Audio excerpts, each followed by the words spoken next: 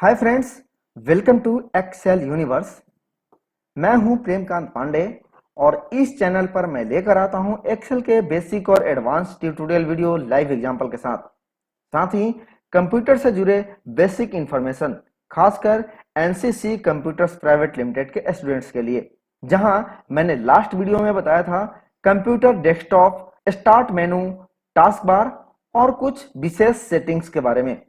अगर आपको इनके बारे में कोई और भी जानकारी चाहिए या कोई सवाल हो तो मुझे यहाँ कमेंट में पूछ सकते हैं। और आज इसी के पार्ट 2 में मैं आपको कंप्यूटर के control panel, program installation, uninstallation, computer की प्रॉपर्टीज और हार्ड डिस्क ड्राइव के बारे में बताऊंगा। तो आपसे रिक्वेस्ट है कि इस वीडियो को पूरा अंत तक देखें। अगर आप चैनल पर नए हैं तो इसे सब्सक्राइब करके घंटी के आइकॉन को जरूर दबाएं ताकि नए वीडियो के अपडेट आपको सबसे पहले मिले। तो चलिए शुरू करते हैं आज का लेसन। सबसे पहले जानते हैं कंप्यूटर की कंट्रोल यूनिट यानी कंट्रोल पैनल के बारे में। मैंने लास्ट वीडियो में आपको बताया था स्टार्ट मेनू के बारे में, ये स्टार्ट बटन के बारे में। इस पर क्लिक करके आप यहाँ पे टाइप करेंगे कंट्रोल, CONTROL। यहाँ आप देख सकते हैं कंट्रोल पैनल। तो यहां से भी आप क्लिक करके कंट्रोल पैनल को एक्सेस कर सकते हैं। इसके बाद आप विंडोज के साथ R बटन प्रेस करेंगे तो आपके सामने रन कमांड खुलेगा। यहाँ पे आप टाइप करें कंट्रोल और आपके सामने कंट्रोल पैनल का विंडोज खुल के आ जाएगा। एक ऐसा फीचर मैं आपको बता रहा हूं जो सिर्फ विंडोज 10 में है। यहां आप ये बटन देख रहे हैं टॉल टू कोटाना, इसको मैं बोलूंगा ओपन कंट्रोल पैनल और हमें ये कंट्रोल पैनल की विंडोज को ओपन करके दे देगा। देखिए कैसे काम करता है। मैं इस पर क्लिक करता हूं। Hi, open control panel. Opening control panel. देखिए हमारे सामने कंट्रोल पैनल ओपन होके आ गया है। तो आप इन तरीकों से अपने प्रोग्राम को ओपन कर सकते हैं। खासकर मैंने आपको बताया कि कंट्रोल पैनल को कैसे ओपन करेंगे। जब भी आप किसी अदर सिस्टम पर बैठेंगे या हो सकता है आपके सामने कंट्रोल पैनल खुलने के बाद कुछ इस तरह से आए बाय कैटेगरी, या हो सकता है आपको लार्ज आइकॉन इस तरह से दिखे। मैंने अपनी सहूलियत के लिए यहाँ पे स्मॉल आइकॉन करके रखा हुआ है। आप चाहें तो यहां से जाकर चेंज कर सकते हैं। तो आइए एक एक करके जानते हैं इसमें से कुछ विशेष टूल्स के बारे में। सबसे पहले बात करते हैं ऑटो प्ले की। ऑटो प्ले एक ऐसा ऑप्शन है जब भी आप अपने सिस्टम से कोई एक्सटर्नल डिस्क या ड्राइव ऐड करते हैं तो ऑटो प्ले काम करता है। ऑटो प्ले यही काम करेगा कि जैसे ही आप इस पे क्लिक करेंगे, देखिए यहां मैंने कुछ सेट करके रखा हुआ है। Open folder to view file, मतलब जो भी मैं एक्सटर्नल ड्राइव इसके साथ ऐड करूंगा, रिमूवेबल ड्राइव, तो ये ओपन हो जाएगा। कैसे देखिएगा, मैंने अपने इस लैपटॉप के साथ पेन ड्राइव अटैच किया हुआ है। मैं इसको रिमूव करता हूं और इसको मैं लगाऊंगा। देखिए आपके सामने अभी एक विंडोज खुल के आएगी, ये तो ये खुल गया। और जब आप यहां से चेंज कर देंगे आस्क मी एवरी टाइम, तो इसे सेव भी करना होगा यहां से, और मैं इसे फिर से रिमूव करके लगाता हूं। अब देखिएगा आपके पास एक नोटिफिकेशन आएगा यहाँ पे। अब इस पे आप क्लिक करके इसके कौन कौन से एक्शन है यहाँ पे परफॉर्म करा सकते हैं। तो ये है ऑटो प्ले। ऑटो प्ले में और भी बहुत सारे ऑप्शंस दिए गए हैं। आप इनका यूज करके आप देख सकते हैं कि क्या क्या ये काम करता है। ठीक है, इसके बाद यहां है बिट लॉकर ड्राइव इंक्रिप्शन, मतलब आप अपने कंप्यूटर के हार्ड डिस्क के सी ड्राइव को छोड़कर बाकी पार्टीशन को लॉक कर सकते हैं। इससे पहले हम आपको बता देते हैं हार्ड ड्राइव के बारे में। दिस पीसी पे क्लिक करने के बाद आपके सामने जो विंडोज खुल के आती है, वहां आपको ये जो दिख रहे हैं आइकॉन, ये वाले, ये हमारे हार्ड ड्राइव के पार्टीशन होते हैं। सी ड्राइव में हमारा विंडोज का ओएस, यूटिलिटी या प्रोग्राम इंस्टॉल होता है, और बाकी सारे जो आपको दिख रहे हैं डी और ई, ये हमारे हार्ड ड्राइव का एक अलग पार्टीशन है। मतलब आपके हार्ड डिस्क की जो कैपेसिटी होगी उसके हिसाब से आप अपने हार्ड ड्राइव के अलग अलग पार्टीशन कर सकते हैं। बेसिकली हार्ड ड्राइव के दो पार्टीशन जरूरी होते हैं। एक ऐसा पार्टीशन जहां पे आपका विंडोज प्रोग्राम इंस्टॉल होगा, ऑपरेटिंग सिस्टम या कोई भी एप्लीकेशन, और दूसरा जहां पे आप अपने काम के वर्क फोल्डर, फाइल या कुछ भी स्टोर करके रख सकते हैं। ये जरूरी इसलिए है क्योंकि जब भी आपका इन फ्यूचर ओएस में कोई खराबी आएगी, ऑपरेटिंग सिस्टम में कोई खराबी आएगी, तो आपके फाइल लॉस्ट होने के चांसेस कम होते हैं। क्योंकि जो भी आप फाइल अदर ड्राइव में रखेंगे, जैसे मैंने यहाँ पे डी ड्राइव में कोई फाइल रखा, तो ओएस करप्ट होगा तो केवल सी ड्राइव को करप्ट करेगा, डी ड्राइव को करप्ट नहीं करेगा। जब तक कि आप फॉर्मेट कराने के बाद पूरी ड्राइव की पार्टीशन ना कर दें या आपका कंप्लीट हार्ड डिस्क ही क्रैश ना हो जाए। इसलिए आप जब भी कोई पार्टीशन करवाएं अपने हार्ड डिस्क का, तो 2 ड्राइव जरूर कम से कम बनवाएं। एक चीज मैं आपको और बता दूं, आप डेस्कटॉप पे कोई फाइल रखते हैं या एडमिनिस्ट्रेटर, यहाँ पे जो यूजर होता है, यूजर के अंदर डॉक्यूमेंट, डाउनलोड और भी वीडियोज, यहाँ जो भी फाइल आप रखते हैं ये सारे सी ड्राइव के पार्ट होते हैं। तो जब भी आपकी फाइल लॉस्ट होगी या आपका ओएस करप्ट होगा और सी ड्राइव के फाइल सारे जाएंगे, तो आपके डेस्कटॉप, डॉक्यूमेंट, डाउनलोड सारे जगह के फाइल डिलीट हो जाएंगे। तो ये होता है हमारा ड्राइव। और कोई भी हम एक्सटर्नल ड्राइव ऐड करते हैं, यहाँ पे आप देख सकते हैं यूएसबी ड्राइव जे, जैसे मैं अपना पेन ड्राइव रिमूव करूंगा यहां से ये गायब हो जाएगा। जैसे मैंने यहाँ पे ऐड किया, अब देखिएगा यहाँ पे आ जाएगा और एक इंफॉर्मेशन भी आएगी, मैंने आपको जैसे ऑटो प्ले में बताया था। और ये हमारा सीडी ड्राइव जो इस लैपटॉप के साथ अटैच्ड है। तो ये है हमारा ड्राइव। तो मैं बता रहा था आपको बिट लॉकर से ड्राइव को इंक्रिप्ट करना। अभी क्या है कि ये फाइल ओपन हो रहा है और यहाँ पे आप देख भी सकते हैं कि कोई भी लॉकर नहीं लगा हुआ है। तो बिट ड्राइव के लिए कंट्रोल पैनल में आना है और बिट लॉकर ड्राइव इंक्रिप्शन पे क्लिक करिए और यहां आपको मिलेगा ऑप्शन बिट लॉक करने का। अभी क्या है कि मैंने अपने डी ड्राइव को लॉक किया था, इसलिए अभी डिक्रिप्ट हो रहा है। और यहाँ ये ऑपरेटिंग सिस्टम का ड्राइव है, तो आप इसको कभी लॉक नहीं कर सकते। तो सी ड्राइव कभी लॉक नहीं होता है। इसके बाद मैं आपको दिखाता हूं ई ड्राइव को लॉक करके। यहाँ ये छोटा सा फाइल है, इसको मैं लॉक करता हूँ, जे को। यहाँ पे मैं टर्न ऑन बिट लॉकर पे क्लिक करूंगा और यहाँ पे मुझे पासवर्ड देना है, तो मैं कोई पासवर्ड देता हूँ। आप देखिए पासवर्ड का कॉम्बिनेशन क्या है, यहाँ पे upper case and lower case letter, numbers, space and symbols. तो मैं इन सारे का कॉम्बिनेशन लगा के पासवर्ड देता हूँ और मैं नेक्स्ट पे क्लिक करूंगा। इसके बाद मेरे से ऑप्शन पूछेगा कि आपका जो रिकवरी की होगा वो कहाँ पे सेव करना है। तो मैं यहाँ पे सेव करता हूँ, सेव टू फाइल, और मैं डेस्कटॉप पे ही डाल देता हूँ क्योंकि ये तो मैंने टेम्पोररी बनाया, इसको जरूरत नहीं है। कर दिया। उसके बाद नेक्स्ट, यहाँ पे encrypt use disk space only faster and best for new PCs and driver, तो मैं इसी पे क्लिक करता हूँ। उसके बाद ये न्यू वाला ऑप्शन हमेशा चूज करिएगा क्योंकि आप जब भी यूज करें तो नया वर्जन यूज करेंगे तो ज्यादा बेटर होगा। तो मैं इस पे क्लिक करता हूँ। आप चाहे तो इसमें से कोई भी ऑप्शन चूज कर सकते हैं। मैं न्यू वाले पे लेता हूँ, नेक्स्ट किया और स्टार्ट इंक्रिप्टिंग। ये थोड़ा सा समय लेगा।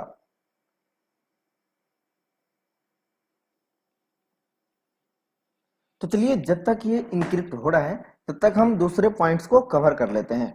तो हम बैक आते हैं। यहाँ देखिए बिट लॉकर हमारा प्रोग्रेस में है और ये चल रहा है, तो इसको मैं बाकी दूसरे पॉइंट पे आता हूँ। अब यहाँ पे डेट एंड टाइम, मैंने आपको बताया था लास्ट वीडियो में कि यहाँ से आप जाके डेट और टाइम को मैनेज कर सकते हैं। तो यहाँ कंट्रोल पैनल में भी उसके लिए ऑप्शंस दिए गए हैं। इस पे आप क्लिक करेंगे तो आपके सामने डेट, टाइम और उसके फॉर्मेट को चेंज करने का ऑप्शन मिलता है। कैसे, देखिएगा। आपका जो अभी यहाँ पे दिख रहा है 2 button, change date and time, यहाँ पे आप क्लिक करेंगे तो यहाँ पे देख सकते हैं कैलेंडर और यहाँ पे टाइम का फॉर्मेट। चेंज कैलेंडर सेटिंग पे आएंगे तो यहाँ पे आपको इसके फॉर्मेट मिलते हैं। शॉर्ट डेट का फॉर्मेट ये रहेगा। ध्यान रखिएगा दोस्तों, ये आपके सिस्टम के डेट और टाइम के फॉर्मेट को चेंज कर सकता है। इसके बाद आप यहाँ फॉर्मेट में देख सकते हैं कि कौन से फॉर्मेट में। अभी जो हमारा डेट टाइम का फॉर्मेट है वो इंग्लिश यूनाइटेड स्टेट का है और मैं इसे चेंज करके इंडिया कर दूं। मैं यहाँ पे देखता हूँ कहीं पे होगा इंडिया, इंग्लिश इंडिया। ओके, अब ये हमारा इस फॉर्मेट में आएगा।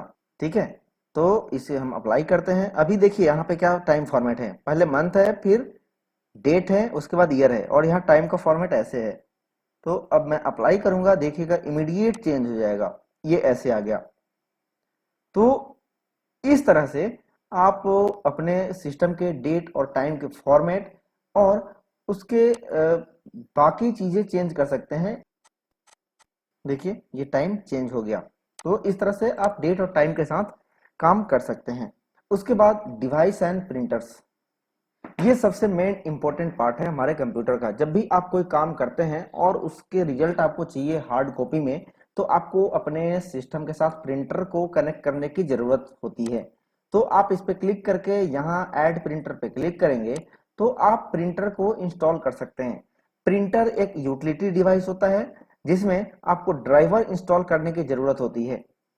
तो आप कभी भी प्रिंटर इंस्टॉल करेंगे या परचेज करेंगे तो आपको उसके साथ एक सीडी भी मिलती है और उसे आप यहाँ इंस्टॉल कर सकते हैं उस सीडी के सहारे।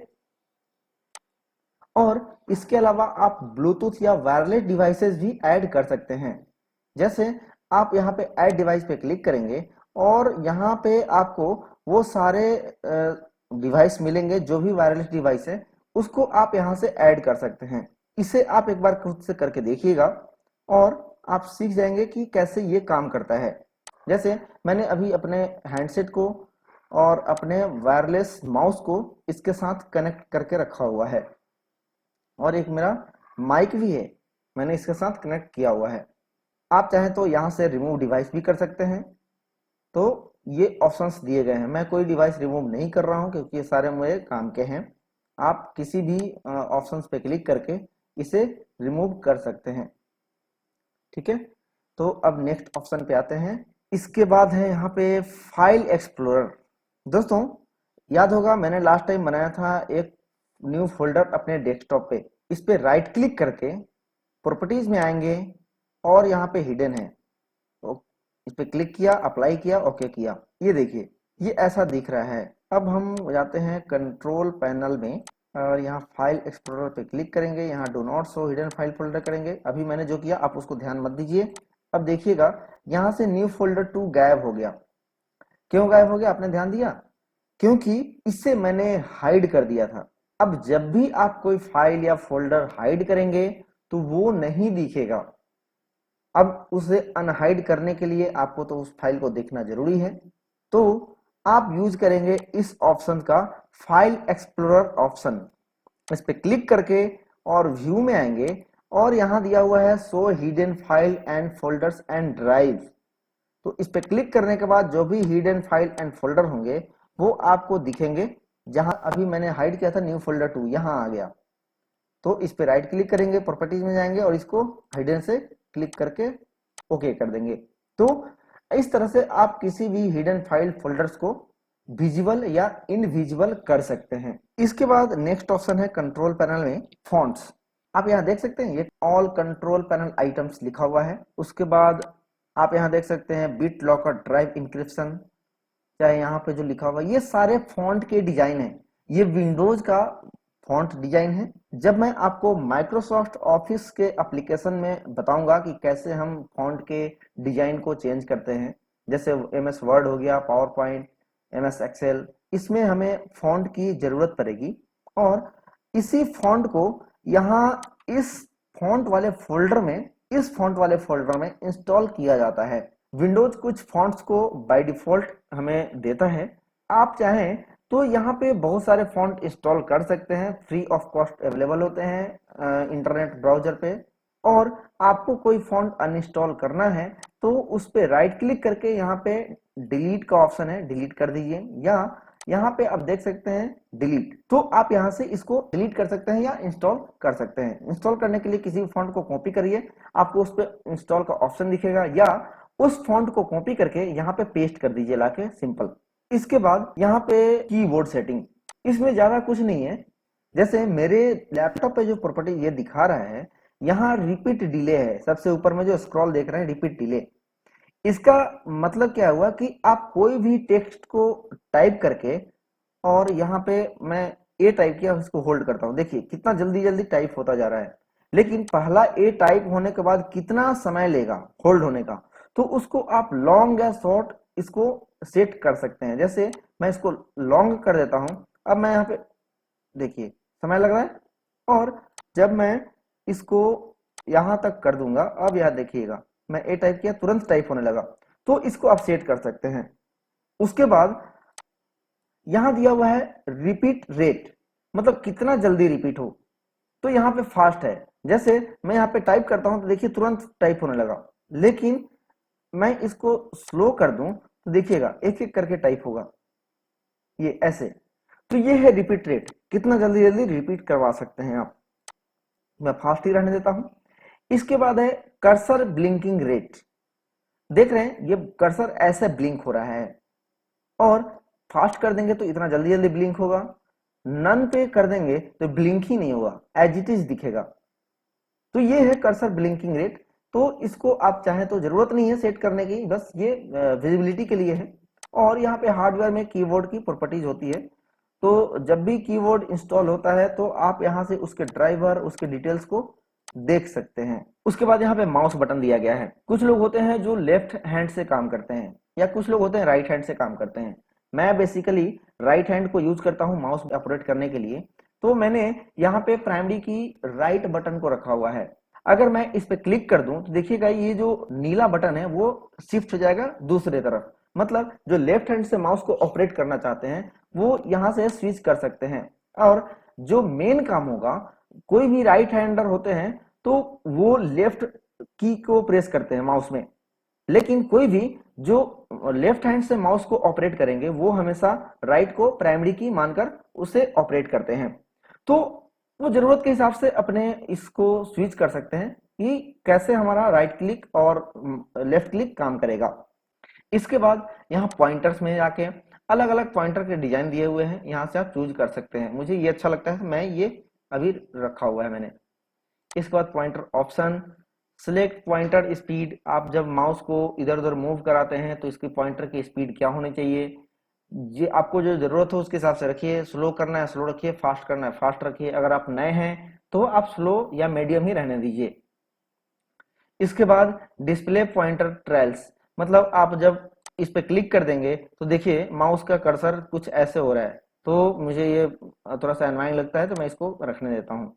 तो यहाँ पे जो भी है बेसिकली यहाँ पे बटन्स में मैंने बताया, इन बटन्स को ही आप ज्यादातर ये कॉन्फ़िगर कर सकते हैं। इसके बाद आपको मैं यहाँ पे बता दूं और भी चीजें हैं। हाँ, प्रोग्राम एंड फीचर्स, ये सबसे इंपॉर्टेंट है।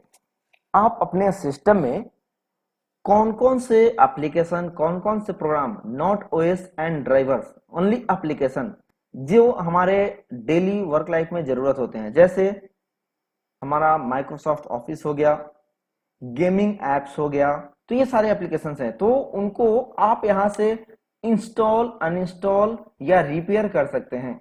कोई भी प्रोग्राम आप अनइंस्टॉल करेंगे तो आपको यहीं पे लेके आएगा। देखिए यहाँ पे मैंने कुछ प्रोग्राम्स इंस्टॉल किए हुए हैं और मैं उनमें से एक को अनइंस्टॉल करके दिखाता हूँ। एक एप्लीकेशन है, मैं इसको अनइंस्टॉल करता हूँ। तो इसके लिए करना क्या होगा, इस पर क्लिक करेंगे और यहाँ पे क्लिक करेंगे। ये विंडोज 10 का फीचर है, यहाँ पे पूछता है यस और नो, क्या आप अनइंस्टॉल करना चाहते हैं। मैं करता हूँ यस। अब ये हमारा प्रोग्राम अनइंस्टॉल होगा। नेक्स्ट, इस पे क्लिक करते ही हमारा प्रोग्राम अनइंस्टॉल हो जाएगा। तो हर एप्लीकेशंस के अलग अलग रूल्स होते हैं और उसके हिसाब से ये अनइंस्टॉलेशन काम करता है। वैसे ही जब भी आप कोई एप्लीकेशन इंस्टॉल करना चाहते हैं तो आप उस पर क्लिक करके इंस्टॉल करेंगे और वो आपको यहाँ पे दिखने लगेगा। आपने कौन सा प्रोग्राम कब इंस्टॉल किया है उसके डेट भी हैं, यहाँ पे देख सकते हैं। अगर यहाँ पे क्लिक करेंगे तो सबसे लेटेस्ट एप्लीकेशन माइक्रोसॉफ्ट एड्स का है, ये इंटरनेट एक्सप्लोरर है और ये मैंने 28 मई को इंस्टॉल किया है अपने सिस्टम में। तो इस तरह आप यहाँ से कंप्यूटर्स के फीचर्स, जो प्रोग्राम के फीचर्स हैं, और उसको इंस्टॉल और अनइंस्टॉल कर सकते हैं। तो इस तरह कंट्रोल पैनल के कुछ जरूरत की चीजों के बारे में मैंने आपको बताया। आप इसमें और भी बहुत सारी चीजें हैं जो धीरे धीरे जानेंगे। अगर नहीं जानते हैं तो कंट्रोल यूनिट में दिए गए टूल्स के साथ कभी भी खिलवाड़ ना करें, नहीं तो हो सकता है कि आपके बहुत सारे काम को हैम्पर कर दे। देखिए दोस्तों, यहाँ पे बिट लॉकर हमारा अपडेट हो गया है। अब इसको मैं क्लोज करता हूं और देखिएगा जब मैं दिस पीसी पे क्लिक करूंगा तो यहाँ पे एक लॉक बन के आ गया। अभी ये ओपन हो रहा है। इसको मैं रिमूव करता हूं और वापस मैं इसमें इंसर्ट करता हूं। देखिए ये लॉक हो गया। अब जब भी हम ओपन करेंगे तो यहाँ पे पासवर्ड देना होगा, तभी ये खुलेगा। ऐसा नहीं है कि आपका इसी कंप्यूटर में, किसी भी कंप्यूटर में आप इस ड्राइव को ले जाएंगे तो वहां पे पासवर्ड देना होगा। तो मैं यहाँ पे देता हूँ पासवर्ड। अगर पासवर्ड भूल गए तो फिर जो रिकवरी डिस्क आपने बनाया था उसी को यूज करना होगा। तो अब आप इसे एक्सेस कर सकते हैं। बस आपको एक बार इसे पासवर्ड देने की जरूरत है और ये तब तक काम करता रहेगा जब तक कि आपका विंडोज ऑफ ना हो जाए। तो इस तरह बीट लॉकर काम करता है। आप बीट लॉकर के बारे में समझ गए होंगे। मैं इसको मैनेज बीट लॉकर से डिक्रिप्ट कर देता हूं ताकि ये हट जाए। टर्न ऑफ बीट लॉकर करना है और ये डिक्रिप्ट हो जाएगा। इसमें भी समय लगता है, ठीक है। अब बात करते हैं कंप्यूटर की प्रॉपर्टीज के बारे में।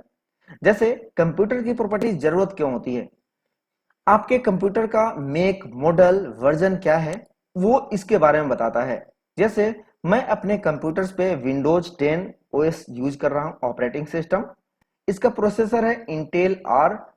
प्रोसेसर इंटेल कंपनी ही बनाती है, तो ये कंपनी का नाम है इंटेल और इसी का प्रोसेसर है। जो इसका कॉन्फ़िगरेशन दिया हुआ है i5 पीसी है हमारा। इसका जनरेशन भी है, पहले आता था ड्यूअल कोर टू ड्यूअल, उसके बाद i3, i5 और i7, या अभी बहुत सारे जनरेशन आ गए हैं कंप्यूटर्स के जो प्रोसेसर के जनरेशन होते हैं, नॉट कंप्यूटर। ये प्रोसेसर का जनरेशन होता है। अभी i7 कंप्यूटर हमारे मार्केट में आ गया है, या इससे लेटेस्ट वर्जन भी शायद मिल सकता है। इसके बाद इस सिस्टम में जो रैम इंस्टॉल है वो है 8 GB, 8 GB का रैम है।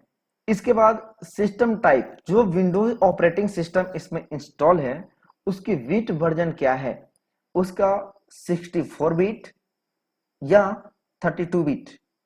32 बिट वर्जन बहुत सारे एप्लीकेशंस को सपोर्ट नहीं करता है। 64 bit is the best operating system. उसके बाद पेन एंड टच, क्या इसके साथ कोई पेन या touch device, input device add है, तो कोई भी नहीं ऐड है, तो यहाँ पे नहीं दिखा रहा है। इसके बाद कंप्यूटर नेम, हमारा कंप्यूटर नेम जो है वो यहाँ पे दिख रहा है। आप चाहे तो इसको चेंज कर सकते हैं, चेंज सेटिंग से जाके यहाँ पे आप कंप्यूटर के फुल नेम दे सकते हैं, फिर ये आपके नाम से दिखेगा। मैं चेंज नहीं करूंगा क्योंकि मेरे कंप्यूटर्स के साथ और भी बहुत सारे डिवाइस कनेक्टेड रहते हैं। आप चाहे तो आप अपने कंप्यूटर के नाम चेंज कर सकते हैं। आपको कंप्यूटर की प्रॉपर्टीज में जाना है और यहाँ चेंज सेटिंग पे क्लिक करके यहाँ पे कंप्यूटर डिस्क्रिप्शन में आप उसके नेम दे सकते हैं। यहाँ पे चेंज पे क्लिक करके आप यहाँ कंप्यूटर नेम दे सकते हैं। उसके बाद आप रिमोट असिस्टेंट प्रोवाइड करना चाहते हैं तो आप यहाँ से allowed remote assistant connection to this computer कर दीजिए। कोई भी व्यक्ति जो आपके कंप्यूटर्स को रिमोट पे लेना चाहेगा उसके लिए ये ऑप्शन अलाउ जरूरी है। साथ ही फायरवेल, मैंने आपको कंप्यूटर में बताया नहीं, कंट्रोल पैनल में फायरवेल सबसे जरूरी होता है। देखिए यहाँ पे फायरवेल है, विंडोज फायरवेल, ये अगर आपका ऑन रहेगा तो कोई भी अनवांटेड एप्लीकेशन, अनवांटेड हैकर्स ये इस पे अटैक नहीं कर सकते हैं, वो हमेशा डिनाई कर देगा। तो हमेशा फायरवेल ऑन करके रखें। तो रिमोट में लेने के लिए आपके सिस्टम में ये फायरवेल ऑफ रहना और ये ऑन रहना जरूरी है। उसके बाद सिस्टम प्रोटेक्शन, सिस्टम रिस्टोर है। यहाँ पे सिस्टम रिस्टोर तभी काम करता है जब आपको कोई फाइल लॉस्ट हो गया हो और आप चाहते हैं उसको रिकवर करना, तो सिस्टम रिस्टोर कर सकते हैं। जरूरी नहीं है कि आपकी फाइल रिकवरी हो ही जाए, तो ये सिस्टम रिस्टोर होता है। इसके बाद यहाँ विंडोज के बारे में बताया गया है कि आपका विंडोज एक्टिवेट है या नहीं। मैं लाइसेंस वर्जन यूज कर रहा हूं और यहाँ पे मेरा विंडोज एक्टिवेट है। यहाँ आप चाहे तो कोई नया प्रोडक्ट की डाल सकते हैं। अगर आपका विंडोज एक्टिवेट नहीं है तो आपका यहाँ पे लिखेगा विंडोज नॉट एक्टिवेटेड और यहाँ पे आपको प्रोडक्ट की डालने बोला जाएगा। तो इस तरह ये कंप्यूटर की प्रॉपर्टीज हो गई। तो मैंने आपको यहाँ कंप्यूटर के कंट्रोल यूनिट यानी control panel, hard disk drive और कंप्यूटर्स की प्रॉपर्टीज के बारे में बता दिया है। अब हम लोग बात करेंगे माइक्रोसॉफ्ट ऑफिस एप्लीकेशंस पे कैसे काम करते हैं, इनकी क्या जरूरत है। तो आज के लिए बस इतना ही। आशा करता हूं आपको ये चीजें समझ में आ गई होंगी। अगर आपके कोई डाउट्स हैं तो नीचे कमेंट सेक्शन में पूछ सकते हैं। तो आज के लिए बस इतना ही, मिलते हैं नेक्स्ट वीडियो में, तब तक के लिए नमस्कार।